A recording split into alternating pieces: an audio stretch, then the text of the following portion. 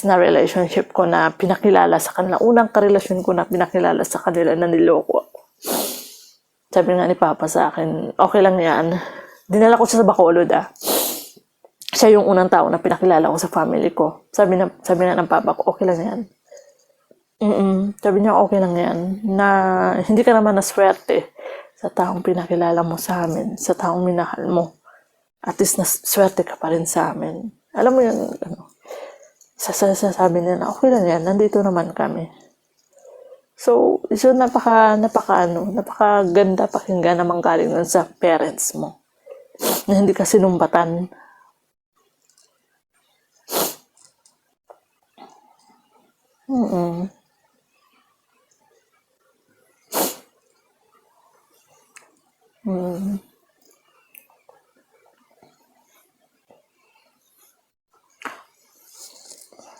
At saka sobra-sobra yung respeto binigay ng family ko sa kanya, sa ex ko. Sobra-sobra kasi nung dinala ko siya sa Bacolod, tinawag na siyang anak ng nanay ko. Grabe yung respeto. Grabe yung respeto na pinakita sa kanya. Kaso, yung respeto na pinakita namin sa kanya, pinalitan ng panloloko. Niloko niya ako. Pinagpalit niya ako sa iba, sa panandaliang saya. Sa time na nagluluksa ako sa nanay ko. Doon niya ako niloko. Kahit ba nung mangyari sa anak, magulang pa rin ang huling magkakain. Totoo yan. Doon ko naintindihan na ano pala yung mangyari sa akin. Kung nandun ako sa point na pagod na ako, na iniyakan ko na lahat ng pain, andun pa rin pala talaga yung magulang mo to comfort you kahit malayo ka. No? Alam mo nung bago namatay yung mama ko, sabi ko sa kanya, naging proud ka ba sa akin? Oh my God, naiiyak ako. Naiiyak ako pag-usapan ka. Tinanong ko sa kanya. Sabi ko, naging proud ka ba sa akin? Alam mo kung anong sagot niya? Hindi man ako naging perfect na anak. Kasi nga, naging single mama ko. Pero sabi niya, proud na proud siya kasi yung mga pangarap niya sa akin, yung mga pangarap ko, natutupad ko. Doon ako umiyak bago namatay yung mama ko. Tinanong ko yung mama ko ng ganun. In video call nakikita ko na siya na every 50-50 na siya. In that moment, mawawala na siya ng hininga. So yun pa yung natanong ko. Sabi ko sa kanya, napatawad mo ba ako sa lahat ng mga mali na gawa ko? Sabi niya sa akin, wala kang dapat hihingi ng patawad. Kasi hindi naman ako naglimlim ng galit sa'yo. Sabi niya ganun. Kasi alam ko naman may nagawa ko kasalanan sa kanya. Tapos sabi ko sa kanya, kasi tinago namin sa kanya na may sakit siyang cancer.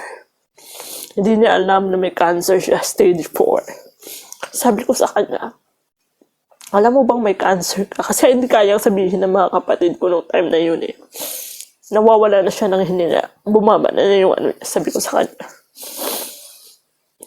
sana mapatawad mo kami. Kasi tinago namin yung totoong sakit mo. Sabi ko ganun. Gusto ko lang sabihin na may cancer ka at mawawala ka. Tapos tinanong niya ako, takap niyo ba na nawala ako? Na mawawala ako? Sabi ko lahat, takap na namin. Kasi mas magiging masaya. Mas magiging okay ang lahat. Na makita ka namin nasa heaven. Kaysa makita ka namin na nasasaktan. Pagkatapos nun, sabi ng mama ko, okay, masaya naman ako. Masaya na ako. Ganun yung son. Tapos sabi niya, ayoko umiyak kayo. Sabi niya ganun, ayoko umiyak kayo. Kasi tanggap nyo naman pala, matagal na. Kaya huwag kayong umiyak. Huwag nyo lang pabayaan yung papa nyo. So yun lang yung ano niya. Tapos nawala na siya. So nakita ko siya kung paano siya nawala ng ano. Pero dun yung point na yun na yung mama ko is na patay na. Yun yung point na nasasaktan ako kasi niloko ako ng partner ko. Yun din yung araw na nalaman ko niloloko ako ng partner ko. Yung tinatawagan ko yung partner ko. Tinatawagan ko yung partner. Oo, tinatawagan ko yung partner ko, yung ex ko. Doon ko nalaman na may babae siya. Kaya sabi ko, isusumpa ko sa kabaong ng nanay ko na hindi na ako iiyak nang dahil sa kanya. At nagpapasalamat pa rin ako. Sabi ko, mahal talaga ako ng nanay ko. Kasi yung moment na nawala siya, yun din yung moment na nalaman ko na niloko ko ng partner ko. That day ha, yun din yung araw na yun. At nalaman ko na niloloko na ako ng partner ko. Flashback ko, na ano ko kung gaano ako kaswerte sa family ko. Ganun ako. Kung gaano ako kaswerte sa family ko, sana ganun din ako kaswerte sa mga taong minamahal ko. Diba? Paiyak-iyak tayo ngayon. Kanina okay usapan. Na ano ako pag family ang pinag-uusapan. Kasi ay haba. Sobrang laki ko sa family ko. Alam mo yun?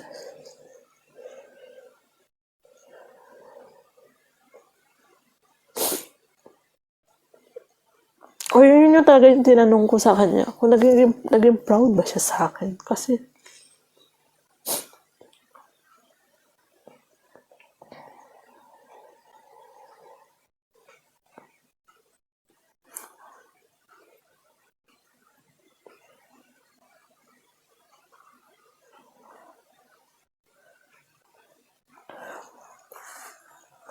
alam mo ba ako yung masasabi mong black sheep ng family namin.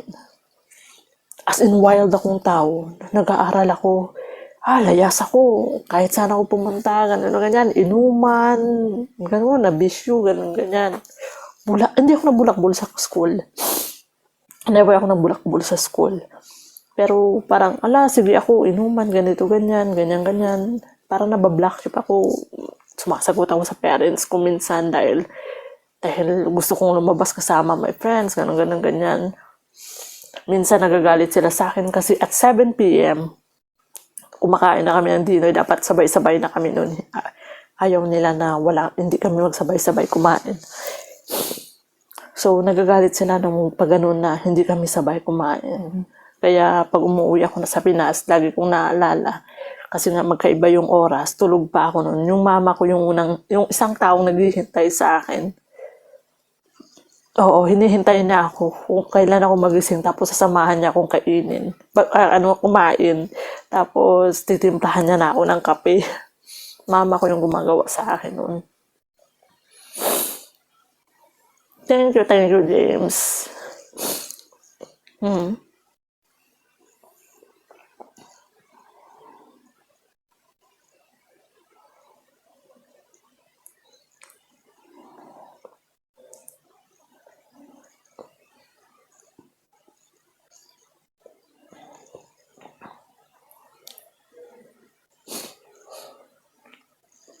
Sabi ko sa mama ko, I'm not ready na sumama sa kanya. Kailangan ko hindi pa ako tapos bilang nanay sa anak ko. Sabi ko gano'n, I'm not ready. Hindi ako ready. Kahit mahal na mahal kita, hindi ako ready sumama sa iyo, sabi ko sa kanya. Kaya kailangan mo kong i-guide, kailangan mo kong tulungan, kailangan mo kausapin si God na wag akong kunin. Kasi may sakit ako.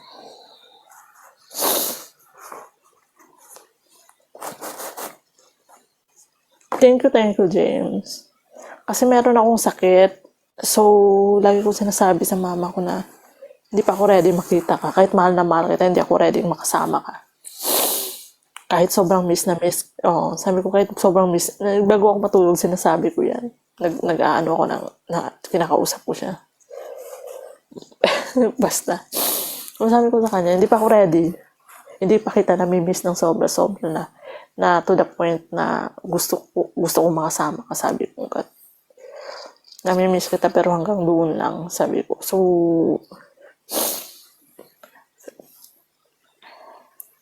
Sabi ko sa sabi ko nga sa kanya eh, mag-aaway lang tayo sa langit, magugulo si God. Kasi aawayin talaga kita na aawayin. Pag gusto mo kong makasama, sabi ko ganun. Hi, Debbie. James, thank you.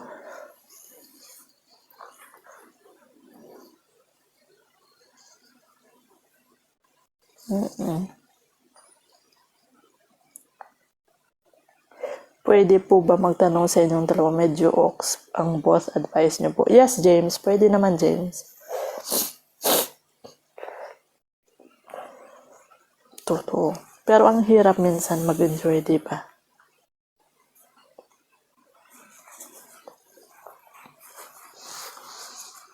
Magtanong ka na, James, kasi maya-maya may work na ako. May work ako, Sir Ox, mag-advise. Okay lang, James. Okay lang yan kay Nick. Kasi 7 p.m. may work ako. Pero magla-live ako mamaya. 7 p.m. may work ako. Tulog ka na yan.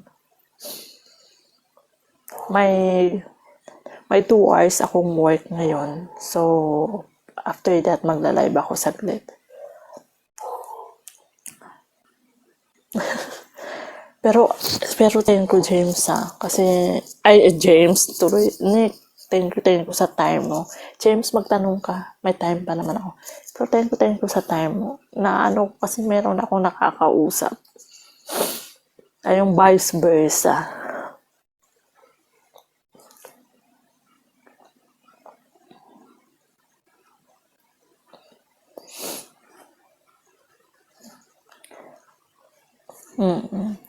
Pag nakita mo ako mag-live, pasok ka.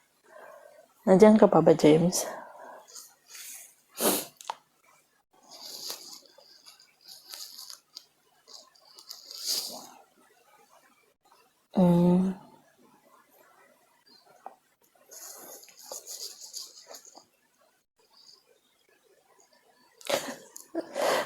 Happy lang. Oo, Kailangan maging happy. Habang hindi pa dumating yung perfect. Perfect ba? Yung perfecto ba? Ano yun?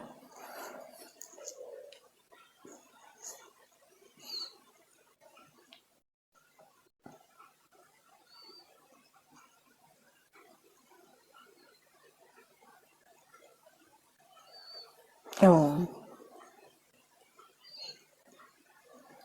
kasi hindi mo alam yung mangyayari, di ba?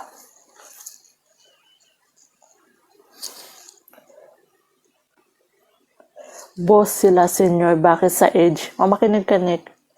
Boss sila seniors, bakit sa age of 39, single?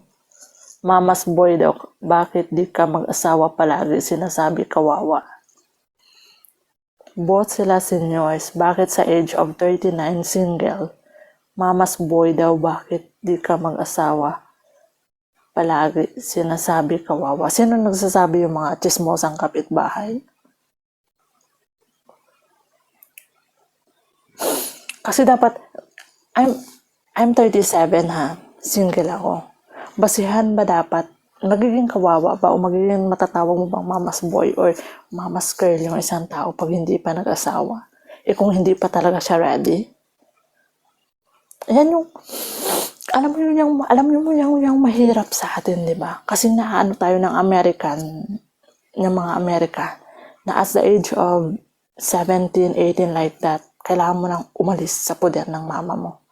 Kaso hindi tayo American We are Filipino.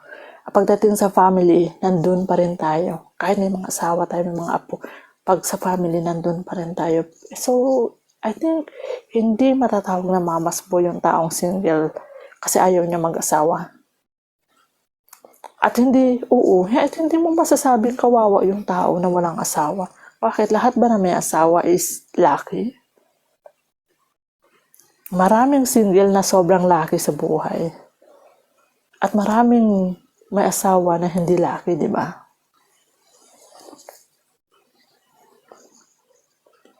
29.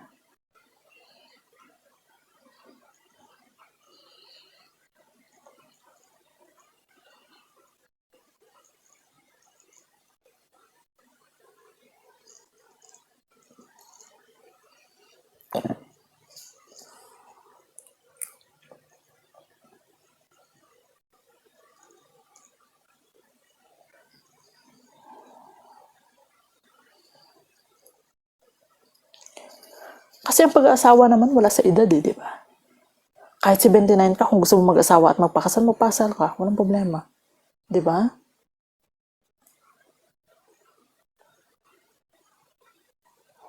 Tapos ang pagiging kawawa naman, hindi naman basihan dahil single ka. O kahit mamas boy ka, hindi naman basihan para sabihin kawawa ka, di ba? As long nakakaya mo yung sarili mo panindigan, kaya mong buhay yung sarili mo, kaya mong anuhin yung sarili mo na hindi galing sa iba, hindi ka kawawa, di ba?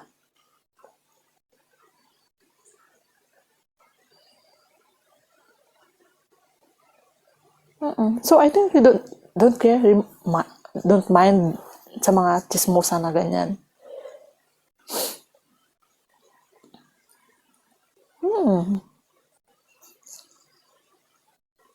As long wala kang nasasaktan na tao. James, as long wala kang nasasaktan na tao, as long wala kang natatapakan na tao, as long wala kang napeperwisyon na tao dahil sa pagiging single mo at pagiging mamas boy mo na sabi nila, go ahead. Don't mind them. Kasalanan na nila yon. Kung hindi ka nilang kayang tanggapin, kung hindi ka nila kayang unawain, pakialam nila. Hayaan mo sila. Kasalanan na nila yun. Kasi ako gusto ko alagaan yung nanay ko. Alam mo kung ako sa point na yun na, alam mo ha, kung sasabihin na single ako, tapos 39 ako, walang asawa, nandun pa rin ako sa poder ng pamilya ko, sa nanay ko. Magpapasalamat ako kasi gusto ko makasama yung nanay ko. Gusto kong alagaan yung nanay ko hanggang sa magtanda sila. Kasi hindi ko yun nagawa eh. Never ko nung nagkasakit yung mama ko, hindi ko yun nagawa. Yun yung mga bagay na pinagsisiyan ko. So you're lucky because nandyan ka sa poder ng pamilya mo na anytime na kailangan ka nila, nandyan ka agad-agad.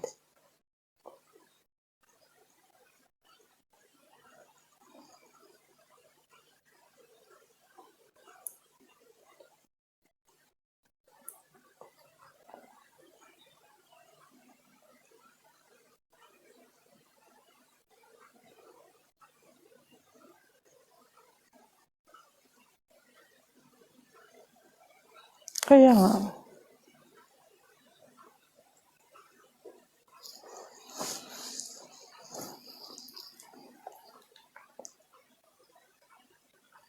days po, brother, ako kasama COVID days yun, 8 days po, brother ko.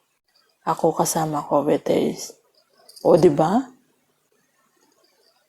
Hindi kasi, akala kasi nila, yung mga tao, alam mo, akala kasi nila, yung mga tao na nasa bahay lang, is parang wala lang. Yung parang wala ka natulong sa family mo. Oo, wala ka natulong financially sa mga family mo. Pero yung care, at yung pag ano mo sa akin na every minute, na chine-check mo sila, kung okay sila, malaking tulong na din yun. Di ba? O, remember Jacqueline Jose, namatay siya na wala siyang kasama.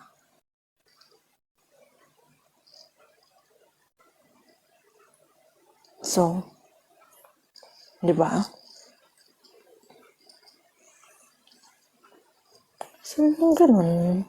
As long na wala namang problema sa family mo, hanggang kaya mo pa rin mabuhay, kaya ka nilang buhayin, walang problema yun. Hayaan mo sila. Hindi naman kung yung family mo nga hindi na kung yung family mo na hindi nagrereklamo, bakit mo papakinggan yung ibang tao? 'Di ba?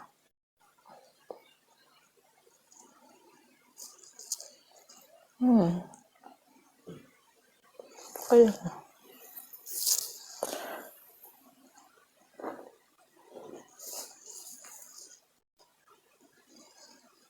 kaya nga.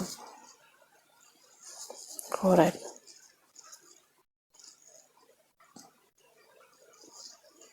Correct. So,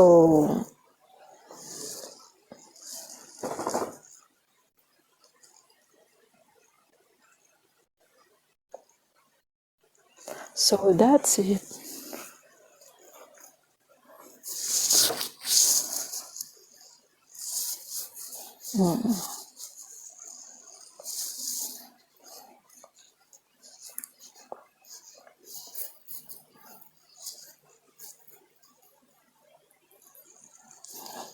So, yun lang. Nick, thank you, Nick, ha. Mag-e-end live ako kasi mag-work na din ako. Basta anytime, pag nagla-live ako, akit ka.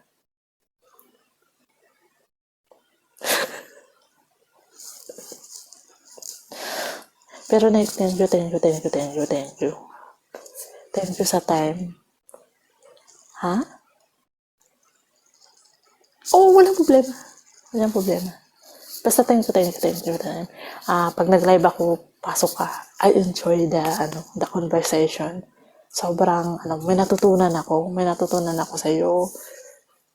Oo. Sige. Oo. James, thank you. Mamaya, mag-live ako, James. Usap tayo kung gising ka pa. 5 hours advance sa Pinas. So, advance kayo ng 5 oras sa akin. Ngayon sa akin is 6 p.m. Sa inyo is 11? Oo. So, 5 hours advance. So, thank you, James. Thank you. Oo. Mayroon akong 2 oras na trabaho. After that, tapos na ako. So, thank you, Nick. Thank you. Bye-bye. Gracias. Thank you, James. Ingat. Thank you. F1.